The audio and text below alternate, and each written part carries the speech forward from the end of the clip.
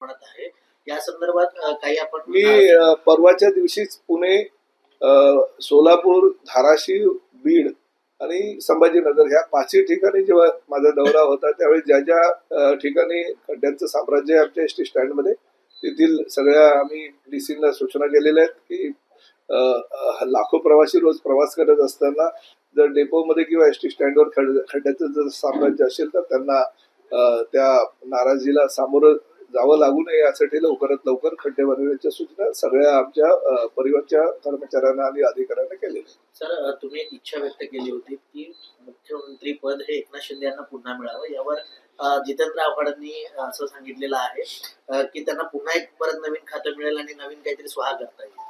नाही बघा, जितेंद्र आव्हाड एवढे नाराज झाले असतील त्यांच्याकडे मंत्रीपद नाही म्हणून याची मला कल्पना नव्हती, परंतु त्यांनी विचार केला पाहिजे, त्यांनी समजलं पाहिजे की कधी त्यांच्या मित्राला मंत्रीपद मिळालं, कधी ते मंत्री होते, त्यामुळे एवढ्या नाराज होऊन चाललं नाही. ते जर आमच्या पक्षामध्ये आले, महायुतीमध्ये आले तर त्यांचंही भविष्य आम्ही उज्ज्वल करू. परंतु शेवटी बघा, राज्यातला सर्वसामान्य शिवसैनिक प्रत्येकाची हीच इच्छा असते की आपल्या पक्षाचा नेता हा मुख्यमंत्री व्हावा. प्रतापराव जाधव असू द्या किंवा आमच्या पक्षाचे दुसरे नेते असू द्या, त्यांची इच्छा आहे की एकनाथ शिंदे साहेबांनी मुख्यमंत्री व्हावं.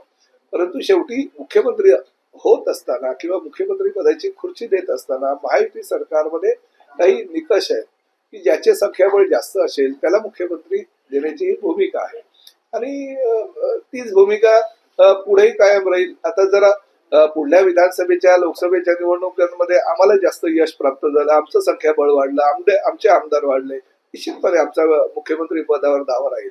परंतु मुख्यमंत्री पद देत असताना आमदारांची संख्या किंवा संख्याबळ हे फार महत्वाचं असतं. कंत्राटदार उद्या आंदोलन करणार आहेत. राज्य सरकारकडून त्यांचे पैसे काही लाखांमध्ये पैसे मिळाले नाहीत म्हणून आता 2 दिवस ते आंदोलन करतात.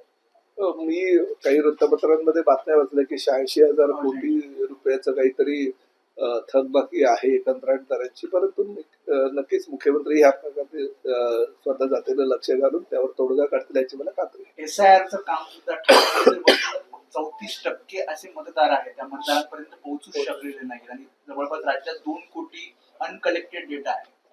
जवळजवळ आज 17 तारीख SIRची शेवटची तारीख आहे. सर्व राजकीय पक्षांनी निवडणूक आयोगाकडे मागणी केलेली आहे, अजून त्याला वेळ मिळावा, एक्सटेन्शन मिळावं, कारण नवीनच पद्धती असल्या कारणाने एकदमच सर्वसामान्य मतदारांना त्याची माहिती कळलेली नसल्या कारणानं थोडीशी जर मुदत झाली तर SIR मध्ये चांगल्या प्रकारे अजूनही नोंदणी होऊ शकते. साहेब, आरटीओच्या काही अधिकाऱ्यांवरती कलम 38 नुसार कारवाई होणार, त्याचं काय? नाही, 38 हे अंतर्गत जी माहिती होती ती माहिती परिवहनच्या आयुक्तांना आम्ही मागवली होती आणि त्या माध्यमातून दिनांक 19 रोजी मंत्रालयामध्ये बैठकीचं आयोजन करण्यात आलं आणि 38A अंतर्गत जे काही लोक आहेत त्यांची यादी आल्यानंतर आम्ही त्या बाबतीतला निर्णय घेऊ. नवनाथ वाघमारे म्हणतात की ओबीसी मंत्र्यांचे जी मुलं आहेत ते पैसा पाहून मराठा ज्या मुली आहेत त्या घरात घुसतात असं त्यांनी विधान केलं. बघा, महाराष्ट्रामध्ये हे जातीय समीकरण, जातीय राजकारण, ह्या जातीचा तो त्या जातीचा अशा प्रकारे वक्तव्य करून काही लोक ज्यांची समाजामध्ये काही बांधिलकी नसते, समाजाशी काही बांधिलकी नसते, अशी लोक जाणीवपूर्वक असे काही वाच्यता करत असतात, त्याकडे लक्ष न देणं गरजेचं. सर, पुन्हा एकदा आंदोलनाची भूमिका घेतली मरण जरांगे पाटील आणि मुंबईमध्ये करणं वर्षात निमजतं. आता वेळ आहे अजून, त्या संदर्भात त्यांच्याशी चर्चा नक्कीच मुख्यमंत्री आणि दोन्ही उपमुख्यमंत्री करतील. सर, मुंबईकरांच्या नावावर बांगलादेशी घुसखोरांचं मतदान झालंय असं म्हटलं जात आहे, पण मतदार यादीमध्ये जवळपास 5.5 लाख मृत मतदार जे आहेत याचा आकडा जो आहे तो किरीट सोमय्या यांनी उघडकीस आणलेला आहे. त्या संदर्भात मला काही कल्पना. सर, सुजय विखे पाटील असं म्हणालेले आहेत की डोनाल्ड ट्रम्प